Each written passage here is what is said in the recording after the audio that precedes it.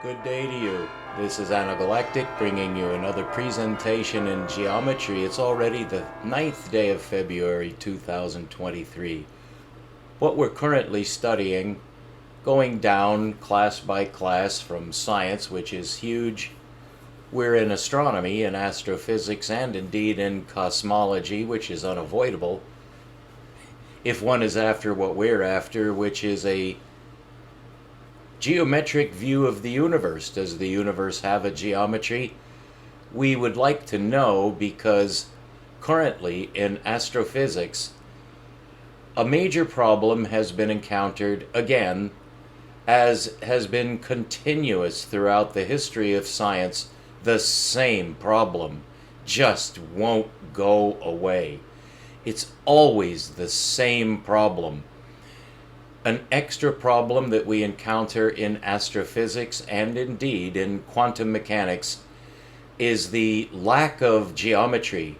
For a century, geometry has been on the decline, and it's fairly safe to say that for the past 70 years there's been no geometry of any appreciable curriculum. There's just not apparently even recognized that this is the fundament of science, that geometry is the beginning and end of science. Well, in the rise of numbers, there's quite a story which I have covered quite extensively in 2022. But now in 2023, we're continuing on the vector of science in the study of the heavens, the study of what used to be called heaven or the heavens, which we now call the universe. A term which I've taken exception to, but I have backed down in the face of common usage, which is very important in communication. Insofar as is possible, you have to optimize on two, as with everything else in life, you have to compromise, and language simply evolves the way it does. And so the universe is a stupid term. Even in the Latin, it's a ridiculous term to use for the cosmos. It's the cosmos. But I won't use that term. I'll be using the term universe, and you all know what that term should mean. Even though it is rarely used correctly, going back to the problem, the thesis that we face in astrophysics, the study of heaven, to get anything having to do with science, with understanding, it's very difficult to picture the universe. Well, every child knows, very quickly realizes that the universe is very large. It's more than that. It's inexplicably large, and no human being has ever understood it. It's just not possible to understand infinity. It's a word that we're forced to adopt because the universe looks like it's infinite. It certainly does. Even with the most powerful telescopes, even today, with the infrared and sub-infrared and even lower frequencies, to get further back in what is construed to be time, it is after all measured in light years, we still can't see the edge. The CMBR held out great promise, which has fizzled. The CMBR offers no further insight, and currently the current cosmology, whatever you may think of or feel about it, it's necessary to have something. Science does not like to say, I don't know. Again, we have to compromise, because there's so much that we don't know. But you see, we have to know. Science is not just a parlor game. It's more serious than religion, any religion. Despite the bloodshed, which makes it seem like religion is important, it's not, compared with the truth. Religion apparently is trying to get at truth, and scientists again have to compromise. Because we're human, we too as individuals have a religious side, whether we admit it or not. These men who say that they're atheists, they're not contributing a single bit of information by saying that. I don't believe any of them. All of any scientist who is an actual scientist, believes in God whether he admits it to himself or not. And I'll stand up to the face of any man and tell him that right to his nose. Nose to nose. Yes, you do believe in God, you liar. So, in science, we don't want to do that. We don't want to go to the emotional side. It interferes with the course of the pursuit of truth. What we're looking at in our current vector are attack. We want to get the answer. We want the solution. Nothing else is going to satisfy a real scientist. We're not interested in your problems with what you're doing. We as scientists are interested in how to turn knowledge into understanding. And when it comes to the earth sciences, who gives a fuck? Okay? It's just that simple. It's brutal. We don't care about your toys, your jets, your rockets, your thermonuclear bombs, or your genetic splicing, or whatever the governments are doing, or whatever you're doing for the governments. We're in outer space, where every wise man goes before he dies. He wants to understand the universe. Now, what I'm doing is adopting an approach which is ancient. It's the original approach, the one that Euclid used. It's also the one that Einstein used, and the one that Boscovich used. Ruggiero, Boscovich. And you'll see over here on the facing page, we have something prepared here so that we'll be able to talk a little bit about the problem that's facing science right now in our area of inquiry, which is heaven. And I'm sorry, that is synonymous with the universe. So if that raises some red flags, he said heaven. Mommy, he said heaven. Yeah, that's what wise men call it. I'm not trying to adapt to other people's way of life. I have my own way of life, and what I'm trying to do is adapt to reality. So in science, again, it's brutal. It's ruthless. We're not interested in your feelings. And if I want to say heaven, I will say heaven. And you will adapt to that. So that's our little introduction. I always have to get a little rant out because the situation existing on Earth, which affects astrophysics, it affects science, it affects wise men, the situation on Earth is absolutely intolerable, absolutely unconscionable. And since there is no way to fix it, and if you think so, get lost. Go fix it then. Yeah, go save Ukraine. Save the puppies, as I love to say. We need wisdom. That is the way. And if you're trying to get wisdom from the sky, from heaven, from the cosmos, the universe, even from the cosmology, which we are, then you don't care any longer about anything that's weighing you down. So what we want is to find out what science actually knows about the universe. Now, anyone who's been through junior high or around that age knows that now's the time to start gumming up the spitballs to throw at the goddamn professor. Because understand the universe, that's hilarious. Yeah, what you're going to understand every atom and molecule, every galaxy, you're going to understand it all. Well, no, we'll never understand all of it in that sense. But there is such a thing as rational logic, and there is such a thing as geometry. That is my approach, not numbers. Numbers are a tool of geometry that has been forgotten. Well, you have to remember it now. That's why I'm here, is to teach you.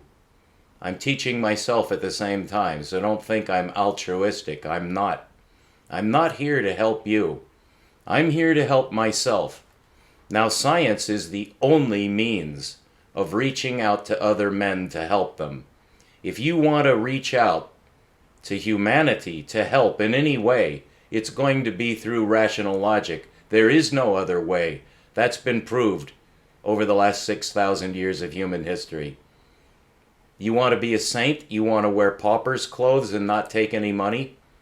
You want to be like Yeshua and never take a dime? Well, I can tell you where you're going to end up. Exactly where Yeshua did. And then you'll have to leave too. And you won't want to come back. We're already there. We're the astrophysicists. We're the cosmologists. We're the wise men. We're trying. We're trying to be wise. Don't ever forget that. No matter how pompous or pretentious I may sound, or how pathetic and confused the astrophysicists may sound, we're trying in the only way left open to a rational man. Geometry is the way of heaven. I have determined that, and you will accept it and follow it. Not because I want to lord it over you or talk down to you, because it's the only way. Now, what we're talking about in this series follows up on my 2022 discovery sequence, which, to make a hell of a long story short, resulted in a brand new geometry that's never even been surmised by the mind of man. So now it's time for you to turn this off and go back to your hockey game, right? Anytime you want, take a hike. But I talk the way I talk, and I know what I'm talking about, and I know the difference. I made a discovery that is destined to change science.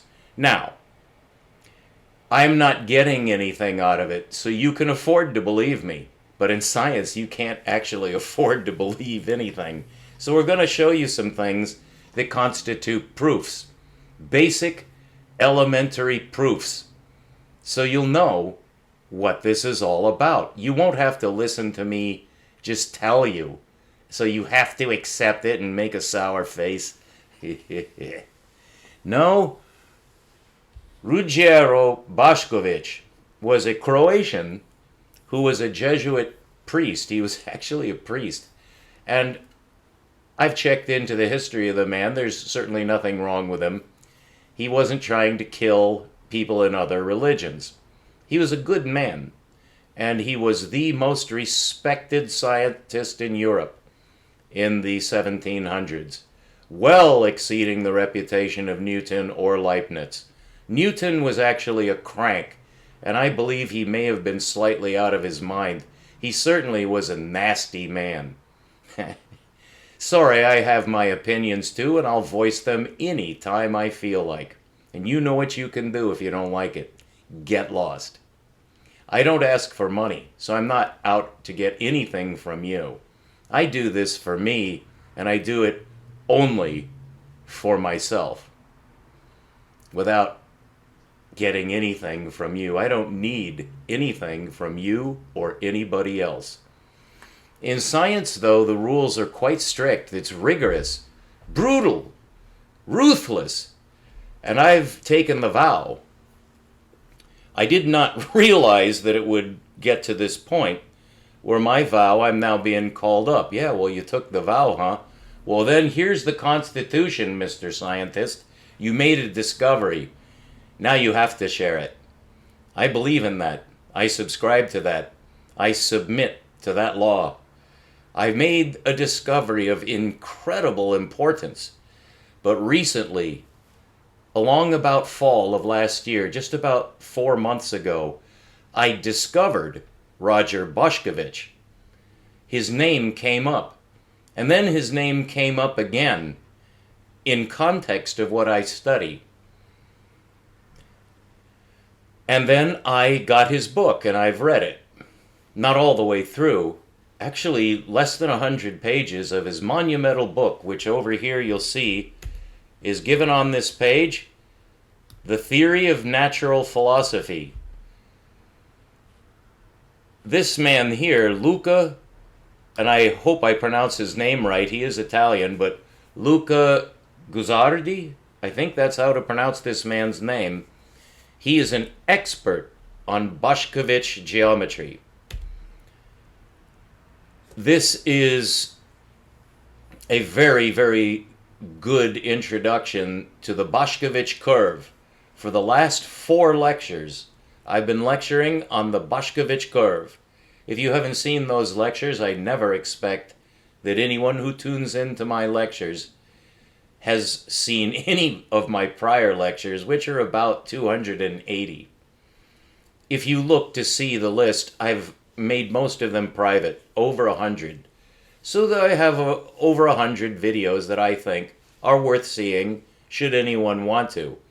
But I don't expect that anyone will want to, and you should not need to. Because science is the art of communication, and in communication, it's very necessary in scientific communication to be able to summarize. It may take you months when you're learning something or trying to explain something that is new, either to you or your audience or both. It may take months or longer to express it well. And once you're done, though, you'd better be able to summarize it in 1/100th or 1/1000th of that amount of time until you're finally able to summarize it in maximum a 10-page paper or a maximum of an hour.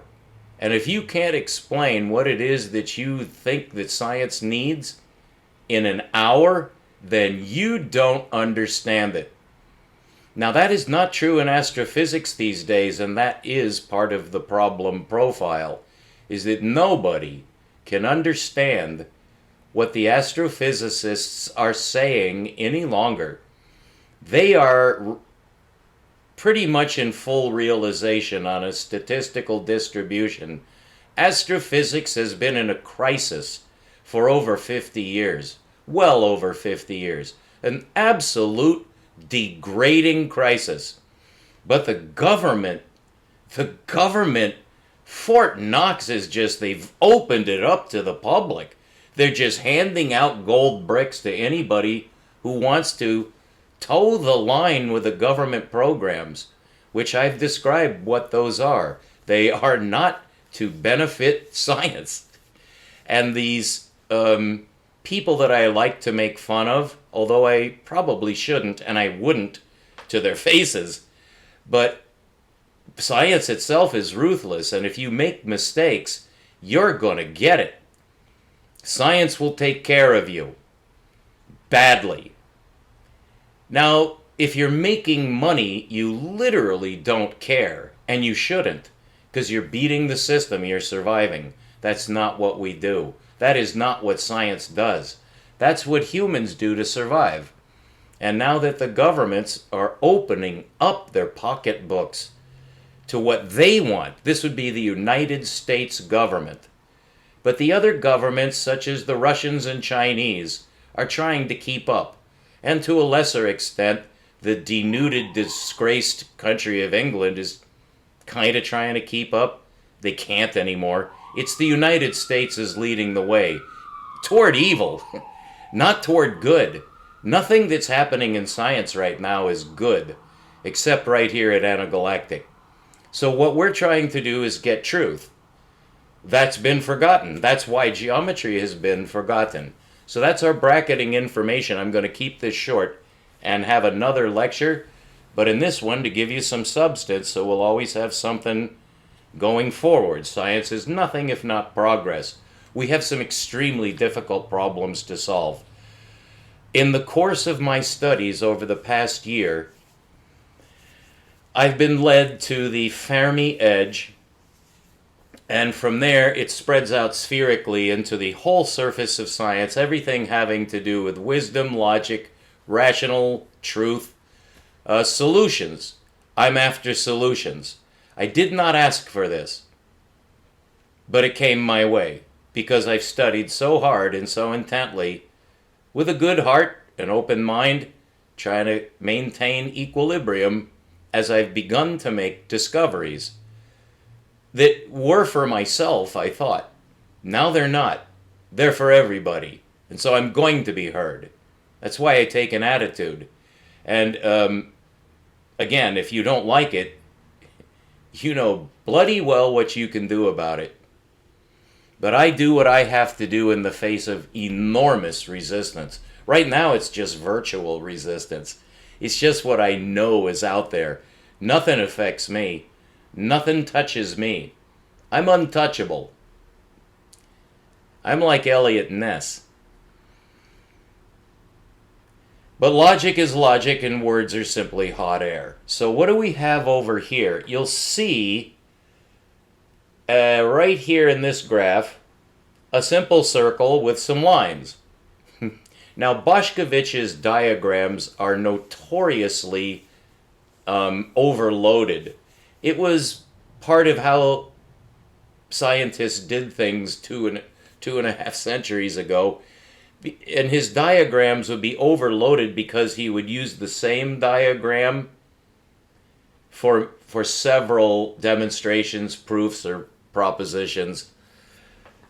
But this one has been simplified by Guzzardi into a simple circle with radial lines. There is a vertical line that you'll see that's labeled P0, and the other points on the horizontal lower axis are P sub 1, sub 2, sub 3, sub 4, and another one further over to the left, P sub 5. You can disregard that. It's the one going at this angle. That's actually part of something, another proof. Well, I'll just say it's supplemental. You don't need to know about that. I want to explain this to you because this demonstrates an extremely critical and fundamental property of the Boscovich force law, which I am sure, it's not a guess, it's an absolute certainty that this is going to unlock physics. It's already begun, and I'm catching a ride on this omnibus, which is doomed to failure. This will be violently suppressed. If it's recognized at all, it's doomed. This has no chance to enter science because it's true. Science is commandeered now by what can only be called something I'm not going to name. Just some force or spirit or just the way things happen. This is a well-known, well-documented function of the human male. When males get together, it's men who, even scientists, once there's too many of them, you have to find a way to disband them because they'll form a government, and that has certainly happened. And unfortunately, governments tend to be amalgamated under higher governments. And so science is owned and operated by the United States government now. Worldwide, the United States government tells the world what astrophysics has discovered because the United States government has its own agenda. And the reason why the United States government is in outer space, which is heaven, and why it's studying the fundamental building blocks of the universe, the Hadron Collider, and the Space Fleet program, they're not to benefit humanity. They're to benefit the Godfather. And if you think that that's Donald Trump, good for you. But wiser men than you have a different name for that entity, and you're not going to like it because you're an atheist. You don't know enough about wisdom to be able to cope with that side of reality. I know you. But I also know that 1 out of 100 or 1 out of 1,000 is down to about 1 out of 100,000 now of real scientists, ones that still have some connection with the ancient pursuit of truth. You're going to find that very, very rare. One reason that I'm forced to say that's a prejudicial statement. It's quite emotional, quite unwelcome. Too bad. It's because I'm in America, the cesspool of science. Europe, it's just incredible. I should probably move to Europe. But of course, then you have to think about finances. But for the sake of truth and being around rational men who still have some humanity left in them, they're still trying to be wise, much more likely to find those men in Europe, in Italy, in France, in Germany, and maybe even England, in Russia, in Croatia, in Spain, several other countries in Europe that you could probably name them all. Well, I can't. But in the United States, absolutely not. No wisdom left in the United States in science. But we're humans and we always share in all qualities and all deficits. We don't share enough to be all alike, thank God. But the pursuit of truth is not only rare, it's dangerous. I have no fear because I have no danger because I have my own source of money. It's called Social Security. So you know something about the old professor, why he's such a bombastic, pompous, pretentious, precocious, megalomaniac bastard? It's because I'm fucking serious. And no one around me is. But boy, do they love to pretend. And I'll just name my favorite, Brian Greene. He should have been in a Gerber baby commercial having strained peaches shoveled into his mouth while it's drooling down his fucking shiny chin. That man is a liar of the very first order. But I'll bet you that he doesn't know it. And it would be grossly unfair for me to judge a human, except from my nice, comfortable, easy chair here in Chico where nobody can reach me. I can say anything I want. I do. Because I'm emotionally involved in this now, which is bad. It's unavoidable, so I suppose it's not bad. But scientists are supposed to be even-keeled. I should be talking like Commander Spock. Captain, I've made a discovery. Good, Spock. How come you don't show any emotion? Illogical, Captain. Okay, Spock. Send you back to Bones for more drugs and electrodes. Captain, I've made a discovery. Well, what is it, Spock? Get to the point. You never show any emotion. I never know if you're serious or not. I like to cut up. It takes the edge off. This diagram you see over here, I know I keep looking over here. That's because it is over here. For me, it's over here. But when I remember the mirror reflection, I am supposed to be a geometer. I look right at this blank wall and start pointing at the document and then have to glance back to make sure I really am. This is Luca Guzzardi's reprinting of Ruggiero Boscovich's Collapse of the Circular Function. Now, of course, he didn't call it the collapse of the wave function or anything in modern quantum mechanics, but I'm going to show you right now that that's exactly what this diagram shows. But in order for you to see that, I'm going to have to finish this up. We'll have this cut off at 30 minutes. That's good. I want these to be 30 minutes each. This is just an introduction to today's lecture series. The circle, you'll see, has points arranged on the right lower quadrant, and the lines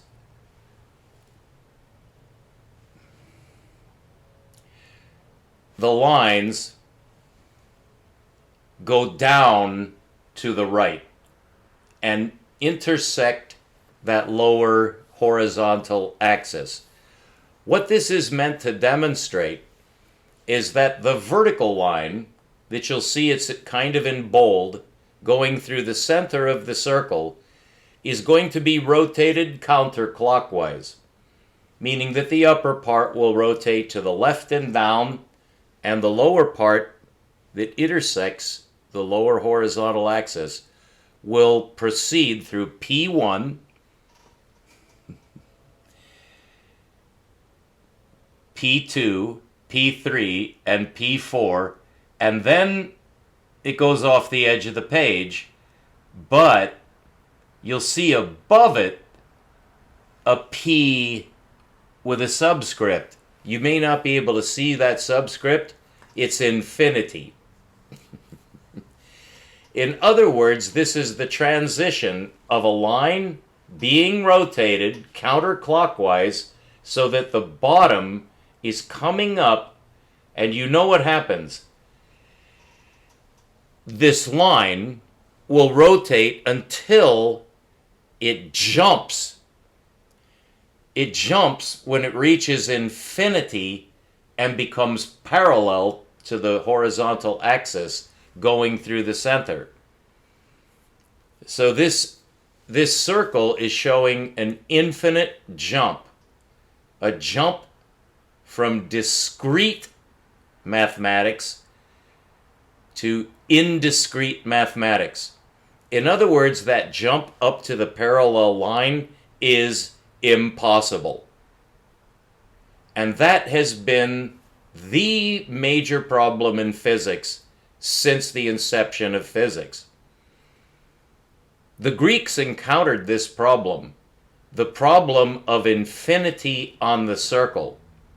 It's also what they encountered was irrationality on the circle. The circle is not rational.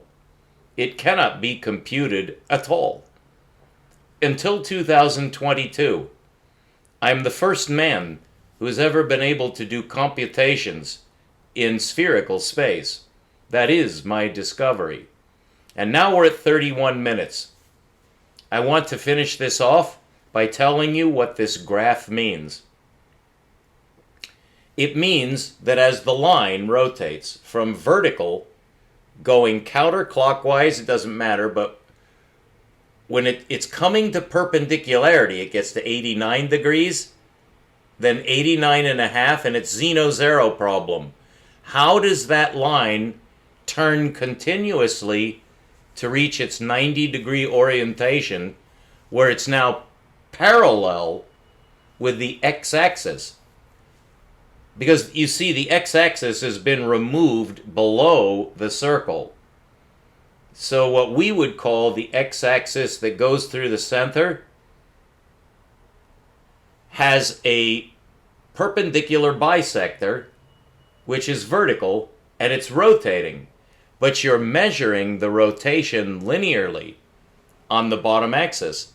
And it goes farther and farther and farther and farther. How far? How far? How far? You know it's continuous. You know that line will become a 90-degree line. But how can you measure it? You can't. You can't measure it. That's called the collapse of the wave function. It doesn't look like it, does it? It is, though. It's exactly the same thing as the collapse of the wave function. It's the discontinuity that exists in linear space. It does not exist in spherical space. And I'll show you, it does not exist in circular space. The infinity does not exist in curved space. The infinity that's been killing astrophysics and quantum mechanics, and it killed the Greeks too. That infinity is due to straight line logic. It's due to our minds seeing things in straight lines. Well, that's what science does, and that's all it does. Linear separation, actually linear spatial separation, is the only measurement that the human has ever made of the universe. A straight line distance. Everything is. Albert Einstein's time-space is 4 straight lines. And he can't get around this. And in trying to get around it, he made the most difficult to understand equation that's ever been formulated by the mind of man. It's called the equation of gravity. It's supposed to be better than Newton's. Is it? You could say so. It's a better approximation, but it's still only an approximation of physical reality. And as long as linear algebra is in use, this problem will never be solved. It hasn't in 2,500 years.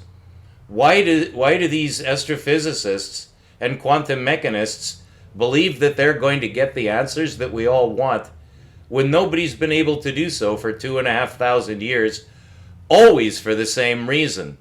It's always been the collapse of the wave function. The wave function, It sounds like you just can't understand that. Well, that's part of the problem. The wave function, the only reason that that is mysterious is because it's not linear. It's a sine wave. Well, we can't compute that. We never have. Calculus does not help. It makes it worse. You're looking at the problem. When that line continues to bend and bend and bend up, it's still meeting. It's not parallel yet, but that point runs off to infinity, and then it jumps. It has to jump, and you can't. And that's why Cantor lost his mind and died in a mental hospital in Poland. Georg Cantor, the man whom, I forget who it was who said this, but I could look it up. He said that no one will kick us out of the paradise that Cantor has led us into. Yeah, well, I lived in paradise and it was burned in the campfire. And that's what's happened to astrophysics and quantum mechanics, which we need now. We're going to solve that using the Boscovich curve and my new geometry, which, sorry to have to tell you this because I'm sure you probably hate me by now.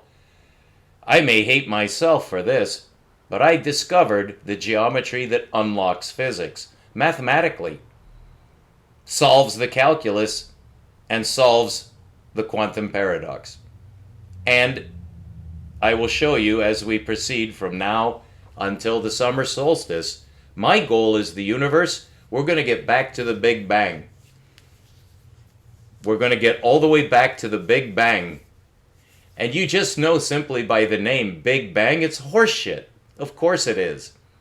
Very difficult when you're bombarded thousands of times a day. School children, high school students, anyone who's in the industry. Oh, the Big Bang, the Big Bang, the Big Bang, the Big Bang. Sound a little funny to you? It should. Yeah.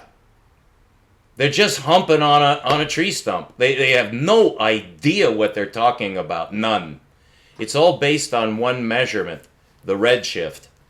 I'm going to explain what the redshift means to you so that you'll understand. And then you'll be just as bad off as I am. And you'll have to go live in a desert. Because no one's going to like you, they won't believe you, and they'll learn to hate you.